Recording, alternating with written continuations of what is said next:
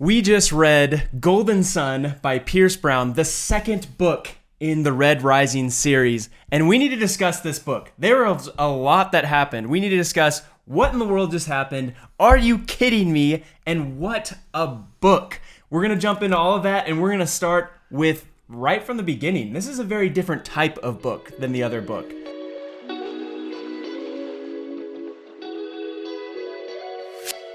And this is what I've heard from people, like, yeah, the first book is almost a different book from the second book, and someone told me the same about the third. It's just very different styles and everything.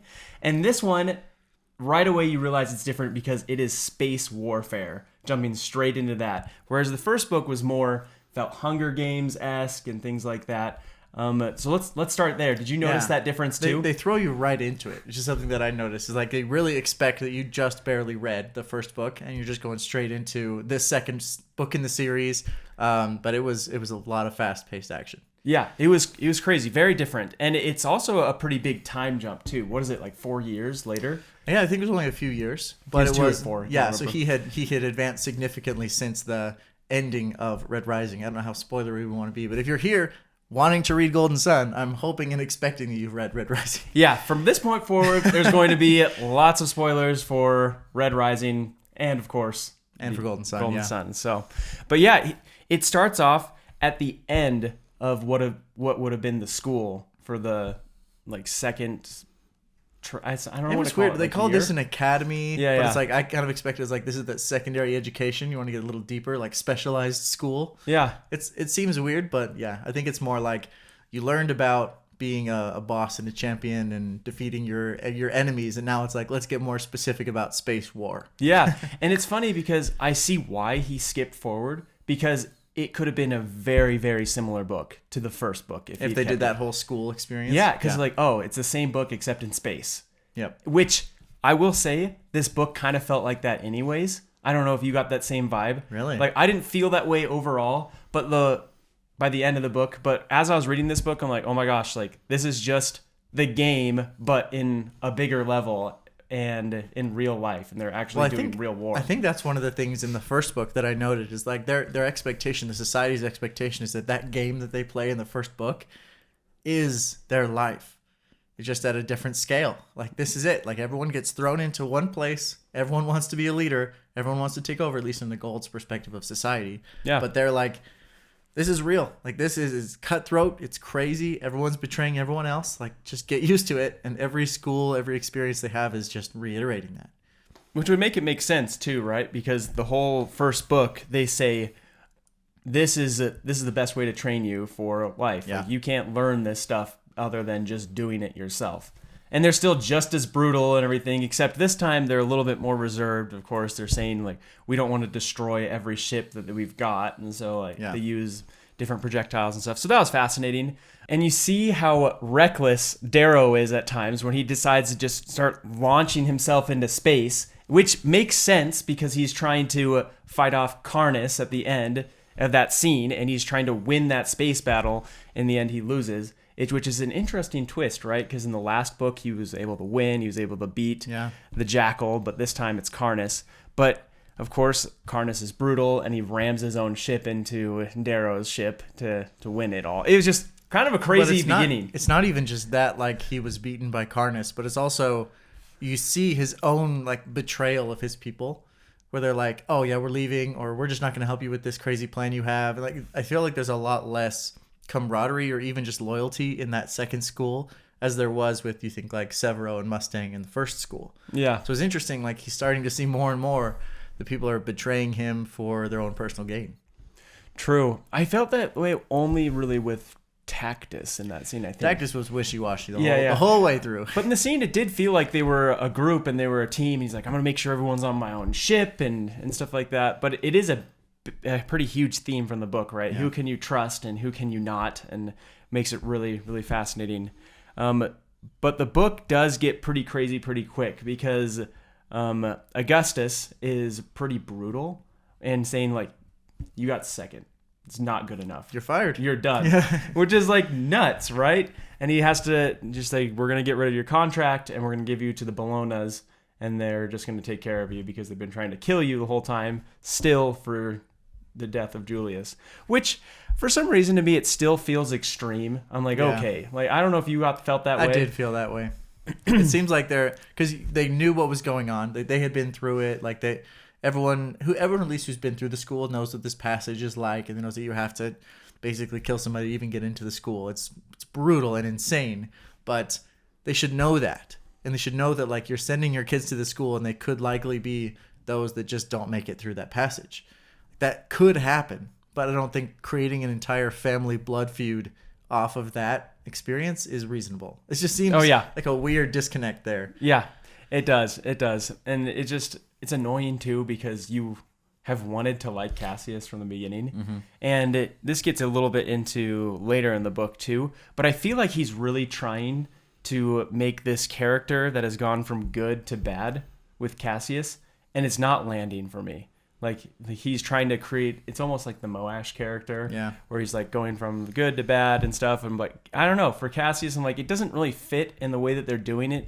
Really fit, but I don't know. It feels a little forced. I was expecting him to come back from that, like it to be like a season of time in his life where he was just so frustrated about it, but then he would come back in almost a redemption arc of like, okay, I understand what happened. I've gotten past it. Time has healed the wound, and like that he would end up coming around to Darrow. Like I kept expecting that, but every time they describe Cassius, they just keep describing him as this terrible person, holds a grudge, can't get over it, and you're like, okay, he's not coming back. Oh, totally. And they throw in some brutal things with that right in the beginning. They're like, oh yeah, and Mustang's dating him now, and you're like, what? Like, are you kidding me? That's wild. Yeah, like that just like take a knife and stab in your heart. But she just seemed very political. She does. You learn expect that. You learn later that like it was a very political move and everything too. But we cannot miss the scene at the beginning where he meets with the Sons of Ares again, which is Harmony and crew, and they ask him to blow up the whole group. Yeah, which is so crazy. And the whole time he's going through it, you know he's not going to do it, right? And it's actually you don't know that he's not going to do it. It's like 25% of the way into the book, you're like, he's not just going to blow everybody up and himself. Yep. But because he's going to be around somehow, but I'm like, but I almost started believing it. I don't know if you did or not, but I'm like, he might was actually pretty do it. convinced it wasn't going to happen. Because like, it's too early in the book. Like, there has to be some sort of twist here. But it also was a big change for the Sons of Ares to just be like, just blow everything up, you know? Yeah. Well, with the pendant and everything, and then like the whole fight where he changes his mind, it was just a fascinating scene on how everything unfolds. Did you kind of expect that he was going to use that pendant some other time? Yes, the whole book. I'm like, you don't introduce a massive bomb like that, and he mentions it. Huge bomb, like use it somewhere. He mentions it throughout the whole book too. Yeah. He's like, I have this bomb still with me. Like, dude, you haven't used it the whole time. I thought for sure he was going to use it at the end. Remember he has the pulse grenade and he's gonna blow up the ship with the Sovereign on it. Yeah. And then they flip the ship, and so he doesn't have the pulse grenade with him anymore. But I was like, he's gonna pull out the pendant and be like, ha! But I've got this. Blow it up. But they never even went there. So. Many times I thought he was gonna use it. I'm like, he's got it with him all the time. That's like has to be a foreshadowing for something, and they just no. Yeah. Which makes me wonder if he'll be used in the third book at all. Maybe. The third book has to start right after this book ends. I kind of thought that about this book, though. Yeah. I kind of expected this book would start right after, and that's why I was so excited to read it right after. But it's like 4 years later, so maybe they do a similar time jump thing. I know. We'll get there though, but it was a crazy beginning for this book. He puts action scene after action scene, and if there's no action scene happening, they skip forward like a month. Like that's one way. Yeah. Which is crazy. There's a bunch of skipping around, but honestly, I appreciate it. It keeps the book fast paced and everything. It's super fast paced, which I like. Yeah. So that was good. What about you? What are some of those scenes that you liked in the beginning too? The beginning for me, I think, was just really quick and just fast paced. Like I know I like the Augustus thing where they talk a little bit about more of the strategy when they say like you're gone, you're out of here, like it's not gonna happen. We're firing you, getting rid of you, and he goes to like this auction where like they're gonna auction off his contract where he's basically an intern, works for the family, and then they just kind of auction off his contract to someone else. And I was kind of intrigued that they have a little bit of back and forth with Roke says, I'll buy your contract. Like, I'll use my parents' money to buy it. And then he's going to have the Ares team buy his contract somehow through. Like, it was an interesting, like, you don't see how that's going to end because that's like the path as if he didn't blow up the whole convention. Yep. So they like laid the groundwork for that, but then they also say, but you're just going to blow everything up beforehand. So it's not going to be a big deal.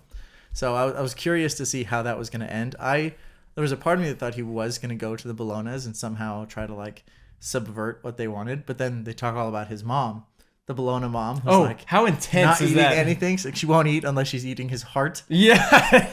Again, you're like, She's these people are really intense about this. She's like, obviously nobody loves me because if you did, I would have his heart. Well, you think about the Telemanaces, right? Where Pax was like brutally murdered by Julian, Yeah. or the Jackal, and they still work for the Augustus family. Like, yeah, they don't really like the Jackal very much, but they still work for him. They're still close to the family. Like, there's no blood feud there. It was a brutal murder.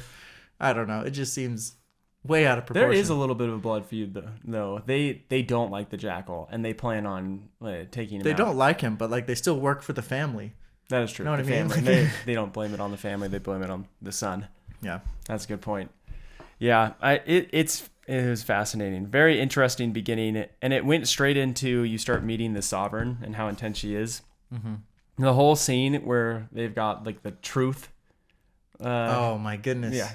Yeah, that was fascinating. Like, okay, we're gonna do a game where you have to tell the truth. Yep. Yeah.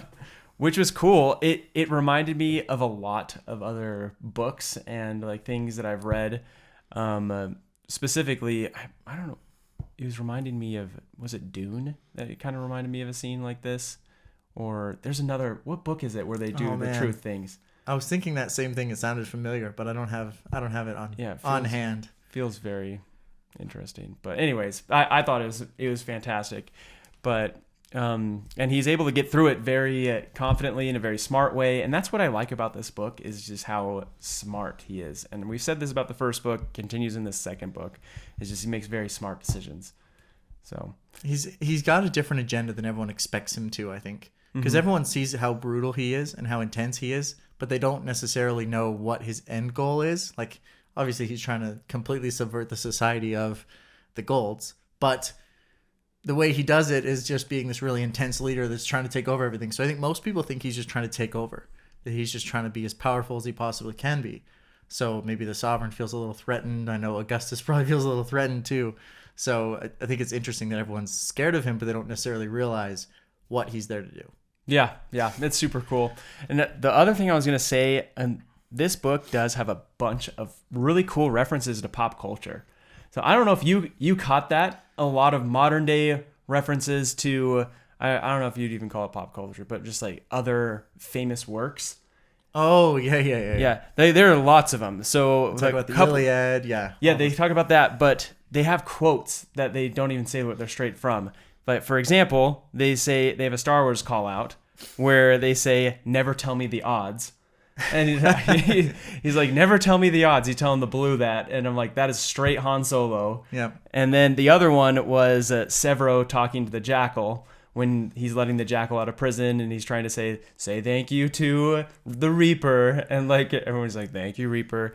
And then I can't remember what the other thing he was trying to get the Jackal to say. The Jackal wouldn't say it, and he's like, "Fine, I'll give you a riddle instead." He's like, "Let's do a riddle. What's in my pocket?" And then the Reaper like just tells him, because he's like just done with it. He's like, "It's an eyeball." He's like, "It's an eyeball." He's like, "Dang it! Like, how did you know? Like, that's impossible." But that is a straight reference from The Hobbit. The Hobbit, they do riddles back and forth. This is Bilbo Baggins and Gollum. They're going back and forth, and at the very end, he's like, "Well, I've got a riddle for you. What's in my pocket?" And it's the ring, and Gollum is having to guess that and stuff. But that is a straight reference from that. There's tons of them throughout the book, and I love it. It's pretty cool that they reference what is like ancient history for them, but is very recent history for us, or like stuff that's going on concurrently. They also talk a little bit about, as far as governments are concerned, like probably more in Red Rising, but they mentioned a little bit in this book too, where they say, like, these are the things that took down the governments of Earth back in the day. Yeah. And they talk about how powerful some of those Earth governments still are. And I just think that's kind of cool. Oh yeah, it's Like very that's cool. all we have right now, but they expanded across the entire universe. It's pretty wild. I know. I keep wondering if they're ever gonna do anything with Earth or on Earth, or if they just want to keep it all away from Earth to make it feel more Maybe futuristic. there's plenty of books left. I know. Just I can't decide if they're ever gonna go that direction, which is interesting. And another interesting quote too about like humanity and how it's changed, and I think it's Darrow mentions that they've got all of the strengths of humanity in golds except for one, and which is empathy. They do not have any empathy, and that is like in the whole book like just shows like how important empathy is, because they don't care about how other people feel, and so therefore I'm just going to do this because it's the best for everyone. Logical. I don't care how you feel. Yeah. It's logical. I don't know. It just causes all of the problems that they have in their society, that they have zero empathy for anyone. It is interesting because that does help them as like military generals to make decisions quickly and like to be able to lead a group of people to say like, I think about a good example is obviously maybe jumping a little bit ahead, but when Darrow is attacking Aegea, and it's a crazy battle. I'm sure there are other things to talk about, but when he goes coming out of the river to then like attack from the other side, and they see that brown I don't know if it's like a little girl, little boy, but I'm gonna assume it's a little girl. I think it was a little girl. I think it was. But she like pulls a little EMP out of her pocket, and Severo's like, "Shoot her!" Like, Yeah. and he's like, "No, don't!" And he loses most of his strike force. Yeah. Like, you got to think to yourself, if Severo had just been able to just take her out immediately, then his people would have survived potentially. Yep. So you're thinking about how that might be not having empathy might be something that benefits them as military leaders, because being that cold in the moment could save the lives of your team, where he lost a huge amount of his fighting force because of that. Oh my gosh. It's pretty crazy. Yeah, that part is really, really crazy. The whole like morality of like children in war, and The morality of war in general is very gray. it's awful. Yeah, it's awful. And they make a good point of that too. I love this book and the points that they make with war, and some of the other books that I've read, I love when they show the brutality of war and the problems that it causes for even the heroes, the good people in the war. I think they show the chaos. Yeah. Like, nobody knows what's going on. Like, you're constantly losing communication. It's insane. It's just a massive brawl, and you're just hoping to come out on the other side. Oh yeah, for sure. It's so chaotic when you think like, here's the plan, like here's how we're going to advance and do all these things. But like when it actually starts, it's just absolute chaos. Oh yeah, for sure. And then with that is the aftermath of it, when Darrow's just going through like, I just killed all of these people. I let these people die. He even talks about how he's like, man, he was right. Like, war is brutal. Like, it is so brutal, and it's not something that you ever want to be a part of. That was his swords master that had talked to him about that. Yeah. But so anyways, it was cool. I can't remember why I can't remember. Lorne. Yes, Lorne tells him that. Yeah, he seems like a cool guy. Yeah. I think one of the things that the war elements of it, there were a couple of these, was confusing to me is his alliances with people, where like he was all in on Severo even before Severo learned that he was actually a red. Even before that, he was like all in, all this trust, like we're going the distance, we're gonna make it work. But constantly he was pushing Mustang away because he's like, oh, like my plans are not to be here for a while, so I'll just let her down. So why would I go down that route? And like, you're already that close with other people. Like, why do you continue to push her away when everyone else is? Well, he pushes Roke away too. He pushes Roke away, but I think the main impetus for him pushing Roke away is like he loved Roke enough that he's like, I don't want you to get blown up in this explosion, so I'm gonna like knock you out so you can't go. And then he never explained why. He should have just said, look, I really expected something crazy to go down. Like I had heard, maybe he should have said he had intel that like the Ares group was gonna, do something crazy, and then I thought it was smart though for him to do it the way he did. He's like, I just didn't want you to be a part of the civil war I was starting. And because if you start going down the Ares route, then you start causing suspicion. That's true. But at least convey some sort of like, there was significant danger there, and I didn't want you to be there. Yeah. Well, didn't work. It's not the only time he does that to him in the book too, because he leaves Roke out of other plans in the book, such as when he is trapping the Sovereign's people on like when he's going to meet with Lorne, and he expects a trap from the Sovereign to come and attack them, and then so they all come in, and he sets up the bombs and everything, and Roke's like, "Hey, you're letting like Azure go." It's Azure, right? Mm-hmm. Yeah. You're letting Azure go, and he's like, he doesn't really like say anything about it, and that was very intentional. Yep, and he also didn't tell Roke that he was expecting the Sovereign to come, and so Roke the whole time is just like, what like is happening? And then he realized like, shoot, I probably should have told him that too.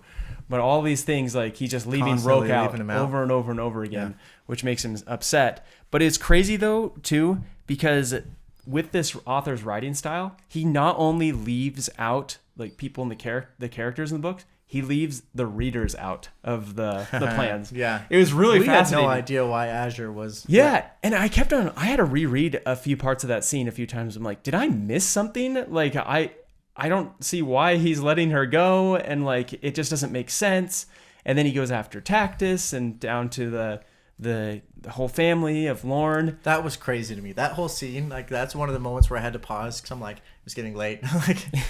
But I'm like, I don't know which way this is gonna go. No, and it was like terrifying because he could just go in and murder that whole family or not. Like they did not give you a clue one way or the other. No, as a reader, you're like they could easily go any direction with this, and it was terrifying. Yeah, that was a very crazy scene. Yeah. Then Lauren ends up killing Tactus, which is crazy too.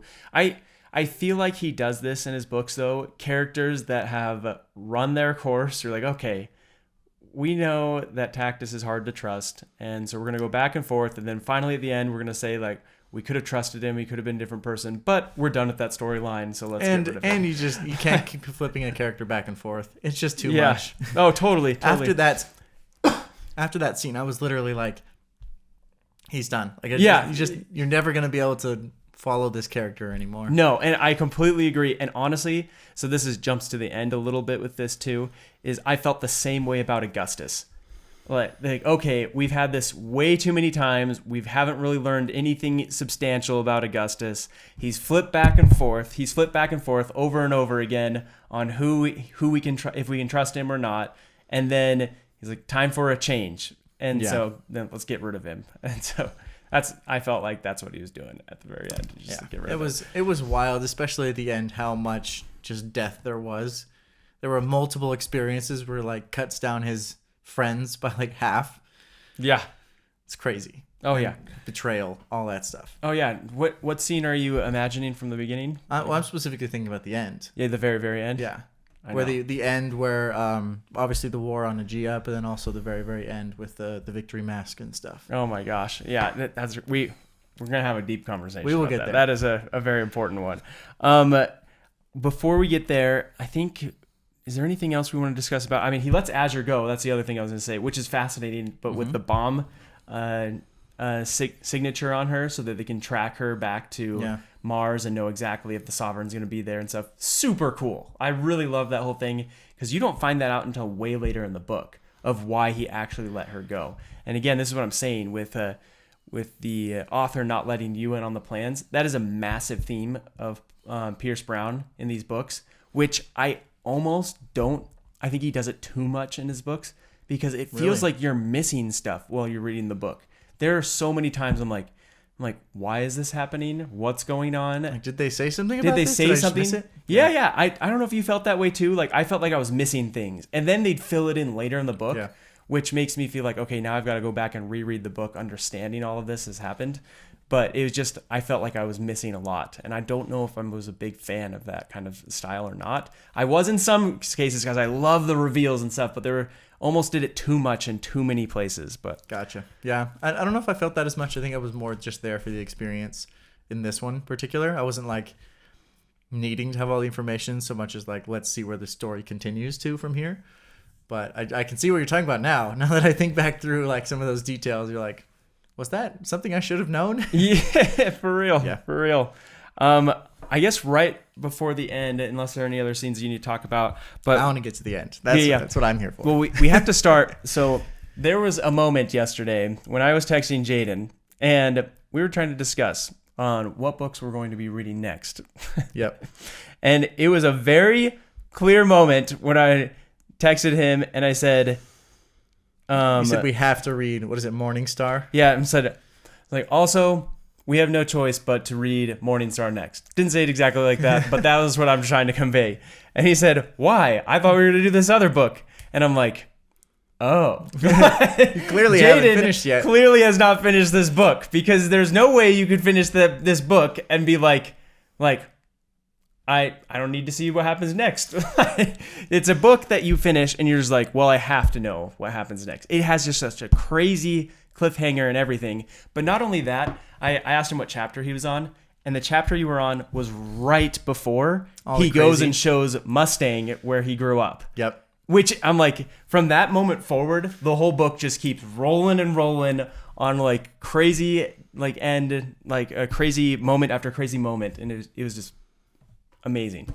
Yeah. So what did you think about what was going through your mind the whole time when he's going to show Mustang where he grew up? I think it's a terrible choice. You thought it was terrible from the beginning? Oh yeah. No way. This is a terrible choice. Why? Because he just has no way of. First of all, it's a huge risk because he just doesn't know what she's going to do about it. Uh-huh. And then it's like from the beginning, I was like, this, you should not be going back there. Like your whole plan, you have a plan. You've led millions of people into war, like all of this crazy stuff you're trying to make work. And you're going to risk all of that by going back to your home. Because you know that like the biggest leverage anyone could have would be taking your family hostage.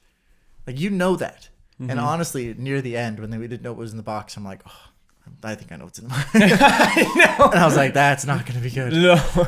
But it was one of those things where you're like, why would you take that risk when you're right in the middle of this campaign to do what you want to do? Like when you become sovereign, like you make it all work, that's when you're like, okay, now we can plan a sneaky visit back home.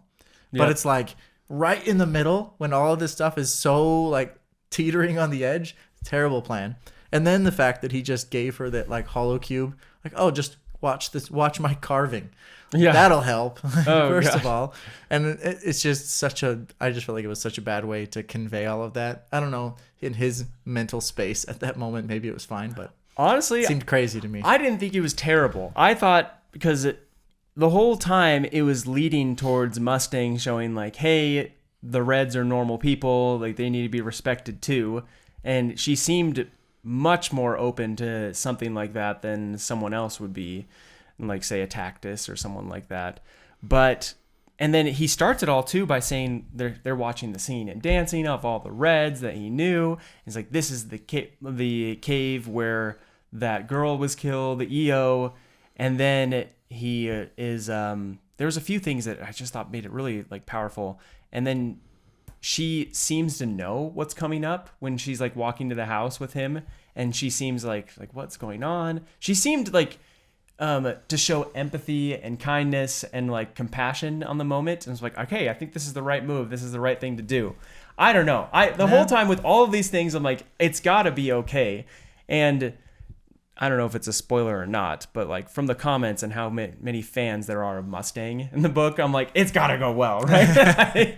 Like you can't not like a character like that if she's gonna be so positive about things. Yeah. But anyway, so I thought that was crazy, but the whole time I was thinking it was gonna be good. Also, it's probably one of the more emotional scenes of a book I've ever read. The whole time I'm just like almost in tears the whole time because he's meeting his mom again. Like, I've just been through all these horrible, crazy experiences, and you're like, and she still loves him and understands. She recognizes him. I thought that was cool. Him. Oh, how sweet! Like he's like 7 feet tall now. And yeah, I know. He's like, oh yeah, that's my son. He's like, oh yeah, like it worked. Yeah, I just love all of that scene. And then you see like Mustang is leaving. She's on her way somewhere super fast. They don't shoot her down. And then all of a sudden she's right behind him, which as soon as that happened, he sends you through a roller coaster of emotions, okay? Because you're just like, she came back. She came back with a gun. I'm like yeah. And then, oh my gosh, there's, what's the Scarred's name? Not the Scarred, the Stain's name. Ragnar. Yeah, Ragnar. Yeah. Ragnar's there too. And oh my gosh, what a scene. That whole part was just like, this is a devastating scene. This is so intense. And then you're like, okay, she's coming to. And they're having this whole like kumbaya moment where like they all came together and like kind of, but your whole time you're like, Ragnar's gonna kill her, and they're like, stay out of this. I know. And he's like, nope, it's gonna happen. They're like, what? Stay out of this. You're like, dude, calm down. He's like, nope, 8 breaths left. Yeah. You're like, okay, relax, dude. I know, like just calm down. He's an intense guy. Yeah, he really was. But then he sacrifices himself to trust in Mustang too, which is gotta be a good thing for Mustang in the end, right? Like, because that's what she was trusting. She's like, I'll prove you wrong right here. He's gonna be bad and he's gonna try and kill me, and then he doesn't. And so she has to know that she was proven wrong in that moment. It's but they just throw you right from that into the next crazy end scene, and I was just like, don't have enough time to process it. Well, the whole time you're reading the next scene, like you can't tell if it's his wedding next. Like that, I don't know if that's what you felt like, because they're like preparing this whole ceremony. He's like, I'm just so nervous. This is what Pierce Brown does. I thought it was coronation. I thought it was going to be like replacing Augustus, basically. I thought it was some sort of like coronation of him to become like the whatever of Mars. Oh yeah, and you thought Augustus was just going to be the like sovereign? Step down or something. I didn't know what was going on. Oh yeah, But that's what it felt like. This is Pierce Brown, right? He leaves things out on purpose because he's trying to make it mystery to like I don't want to say mystical, but like mysterious. Yeah. And it's just, I don't know if I'm down with it. He does it a little bit too much. It's too confusing. But in the moment, though, the whole time you can't tell, like, are they preparing for a wedding? The moment where he says, I wish that Mustang was here with me, I'd be less nervous. I'm like, this is clearly setting up to, like, try and pull you along. Like, what happened? But, like, she's really just, like, the bride, like, on the other side. And, like, but nope, that's not what happened. I want to talk about this, too, because I cannot remember. I'd have to flip through the book. Side note. I read it hard copy on Kindle. Yeah, it's flipping through things. Through. It's impossible to flip through because you get to the end, and I was like, wait, where did they say that Severo was at? Because I could have sworn Severo was in part of that scene saying, like, where's my dad at? Like, I can't, like he's just gone somewhere. But then at the end, he's like, I have no idea where Severo is at, or Mustang, or I think he was Dancer. And just, I don't know.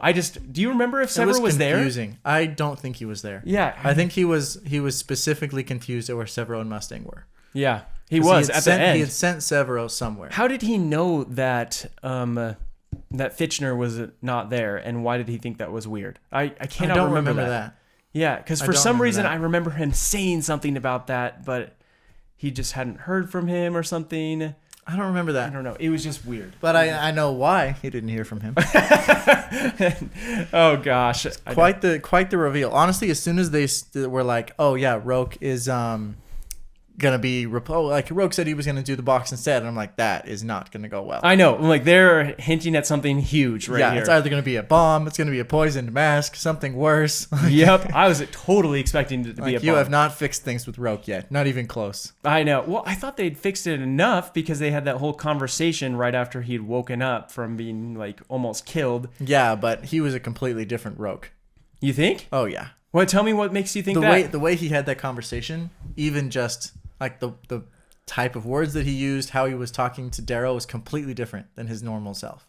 Really? Oh yeah. Can you think of any specific examples like of what made you think that? Honestly, I don't know if I have like a specific example. It's more of just the tone he used. It was very somber, and like Roke was like a poet guy. He was always thinking of ways like recommending things. He was also like almost chastising Darrow a lot of the times, where he's like, don't do this or try these things. In this, it was just like, okay, I'm listening to you. Yeah. But he had that whole quote that said about friendships that are like they're made in seconds. Made in minutes, broken in seconds, and repaired over years. Yeah, repaired over years. But I'm like, okay, like that's got to be a positive direction, right? Like, but obviously it wasn't. So cold. But, like, he seemed super cold. And I'm like, that could be the process. Yeah. But yeah, at the end when they're like, yeah, Roke's going to do it instead. I'm like, oh.